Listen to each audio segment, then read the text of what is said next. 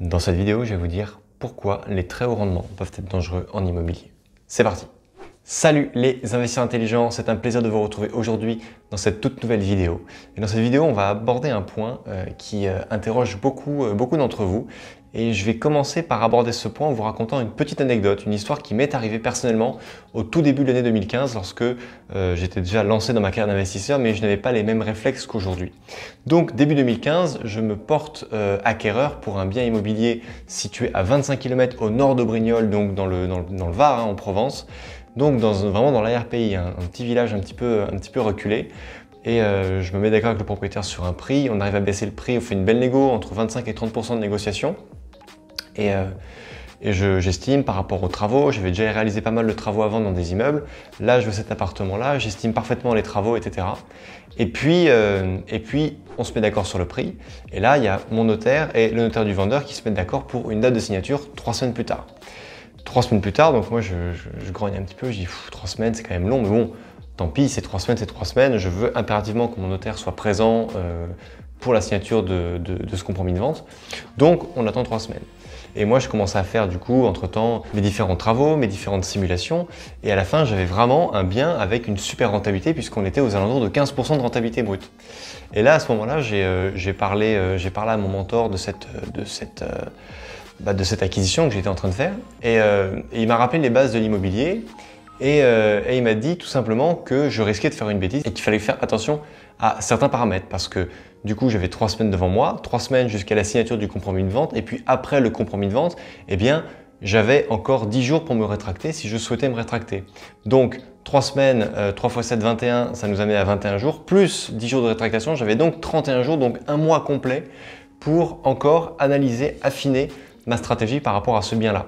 En fait, qu'est-ce que j'ai fait? J'ai fait l'astuce que je vous donne régulièrement de mettre une fausse annonce sur le bon coin pour voir s'il y a une vraie tension locative ou pas, parce que le site, le tensiomètrelocatif.fr, marche très bien dans les villes où il y a quand même pas mal d'urbanisation, mais lorsque vous êtes dans des villes reculées, eh bien, le logiciel dit que l'activité locative sur le code postal que vous lui avez renseigné n'est pas assez forte, donc il ne donne pas de renseignements.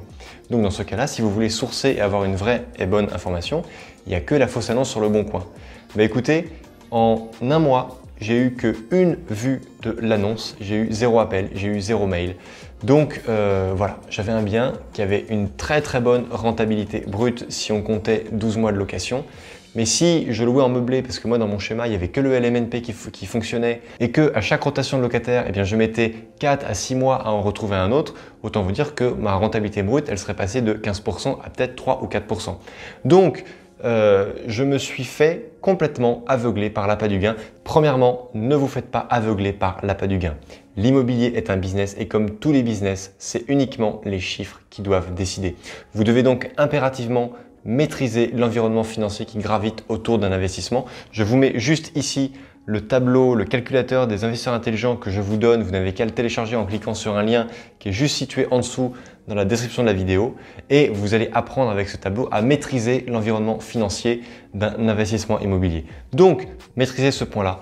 Et deuxième conseil, remettez-vous-en à des éléments factuels, d'accord? Si vous êtes jeune investisseur, vous n'avez pas encore votre instinct qui est fait, vous n'avez pas encore beaucoup l'habitude, vous n'êtes pas encore comme les investisseurs qui possèdent de multiples appartements. Lorsqu'ils rentrent dans un bien, rien qu'à l'odeur, ils savent si ça se négocie, si le bien présente une bonne tension locative, si le quartier est bon, sans forcément avoir fait une grosse étude, ils vont savoir parce qu'ils ont l'expérience, ils ont tout simplement l'habitude. Si vous êtes débutant investisseur là-dedans, eh bien non, vous devez vous en remettre à des éléments factuels. Vous avez donc le tensiomètre locatif, vous avez les résultats que vont vous donner une fausse annonce, mais en tout cas, vous ne devez absolument pas laisser vos émotions guider votre décision parce que là, vous pouvez être certain que vous courez à votre perte, d'accord? Vous devez juger avec des éléments factuels. Et également, je me permets d'ajouter, n'écoutez pas les agents immobiliers qui sont intéressés dans la vente, d'accord?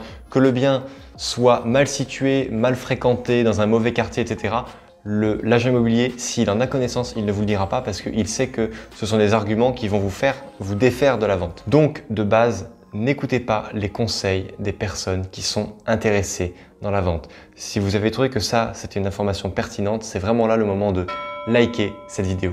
Troisièmement, n'oubliez jamais qu'il n'y a pas de forte rentabilité sans effort. Aujourd'hui, le moyen de louer un bien immobilier avec les plus fortes rentabilités, ça va être la location courte durée. Mais ne croyez pas que la location courte durée, ça peut complètement s'automatiser et que vous n'avez que 1 ou 2 mails par an à gérer. Vous allez devoir quand même vous occuper de votre sous-traitant, celui qui va gérer les entrées, sorties, les communications, les ménages, etc. pour voir s'il fait bien son travail, parce que vous allez voir que vous risquez d'avoir quelques petits écueils. Donc pensez que c'est facile, oui, ça devient facile lorsqu'on a l'expérience.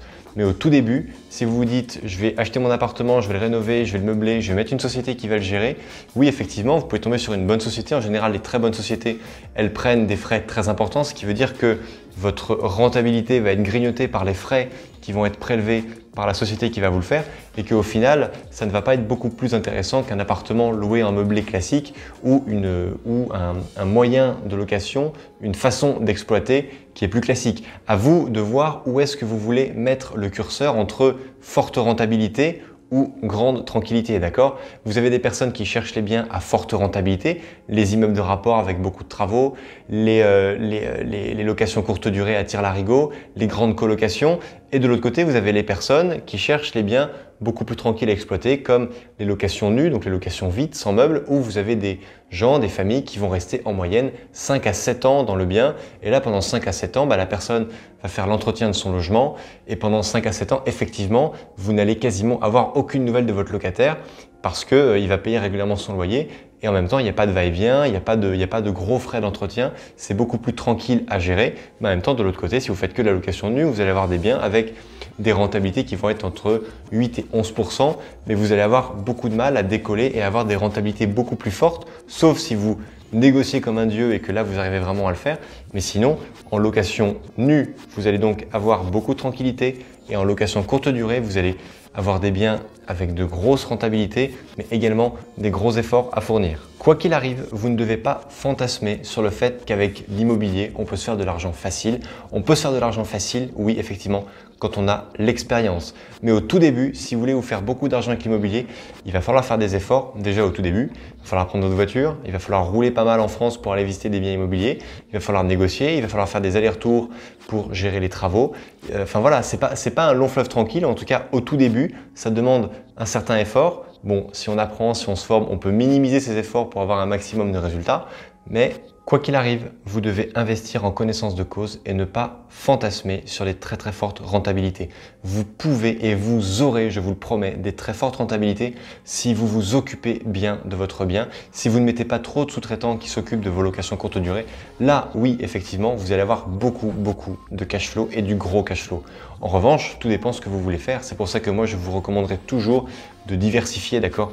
Ayez des parkings, ayez des locaux commerciaux, ayez des appartements loués en nu, ayez du meublé en propre, ayez du meublé via SCI fiscalisé à l'impôt sur les sociétés.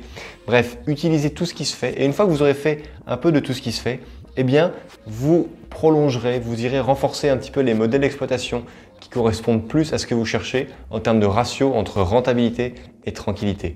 Dites-moi, chers amis, dans les commentaires de cette vidéo, ce que vous cherchez en tant qu'investisseur. Est-ce que vous cherchez des biens plutôt très rentables ou des biens tranquilles ou des biens qui offrent un bon ratio entre tranquillité et rentabilité? Je serais très heureux de les lire. Donc, je récapitule. Premièrement, ne soyez pas aveuglés par les fortes rentabilités.